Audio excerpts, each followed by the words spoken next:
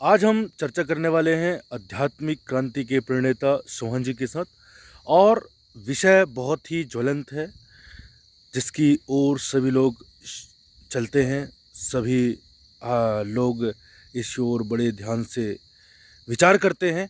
और विषय यह है कि सत्य क्या है, सत्य क्या है, आखिरकार सत्य क्या है। आपको नमन, आपके अंदर छुपे परमात्मा को नमन, ये कण कण में विद्यमान परमात्मा को नमन। सत्य क्या है? बहुत ही रोचक प्रश्न है, बहुत ही अच्छा प्रश्न है। हम सभी को सत्य क्या है इसके बारे में जानने का प्रयास करना चाहिए कि सत्य है क्या। कुछ लोग कहते हैं सत्य ही ईश्वर है। आप चाहे भोपाल जो गांधी भवन है, गांधी की स्मृति का जो बना हुआ है, वहाँ पर आप देखेंगे तो लिखा हुआ है सत्य ही ईश्वर है। और सत्य ही ईश्वर है तो ये सत्य क्या है, ईश्वर क्या है, इसकी बात करते हैं। जो सत्य है वो वास्तव में ईश्वर है। अब सत्य क्या है? हमें लगता है कि सत्य हम जो जान रहे हैं वो है, ऐसा हमको लगता है। हमको लगता है कि ये आम का पेड़ सत्य है। ठीक, ये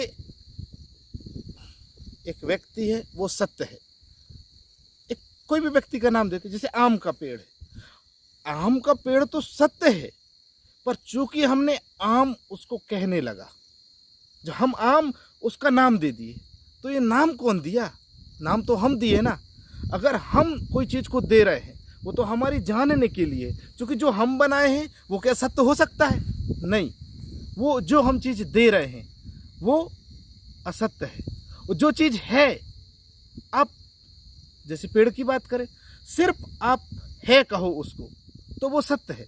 अगर आपने उसमें आम का पेड़ लगा दिया, आम लगा दिया, तो वो कहीं ना कहीं आप सत्य से दूर हट गए। वहीं एक व्यक्ति है कृपाल कह के, आप उसको उसका नाम दे रहे हैं कृपाल।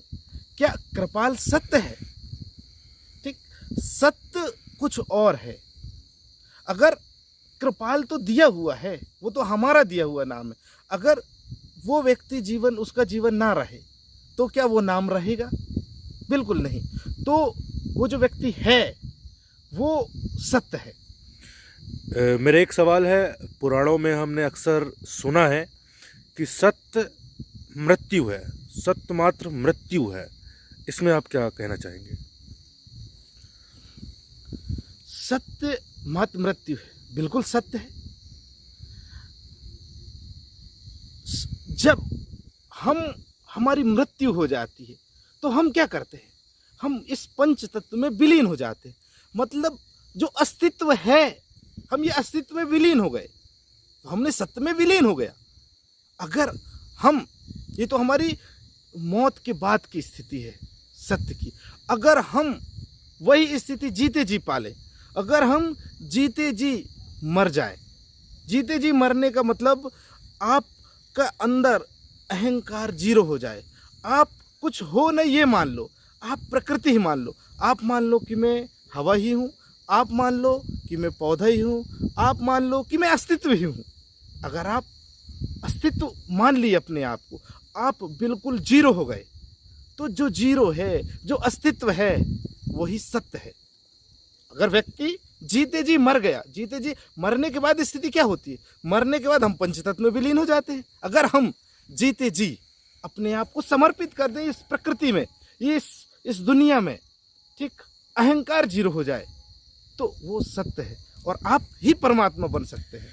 कहने का तात्पर्य यह है कि जो प्रकृति ने बनाकर रखा है, यदि हम उसको स्वीकार करते हैं, उसमें किसी तरीके की कोई एडिशन नहीं लगाते, वो सत्य है। बिल्कुल, वही अस्तित्व है और अस्तित्व ही ईश्वर है।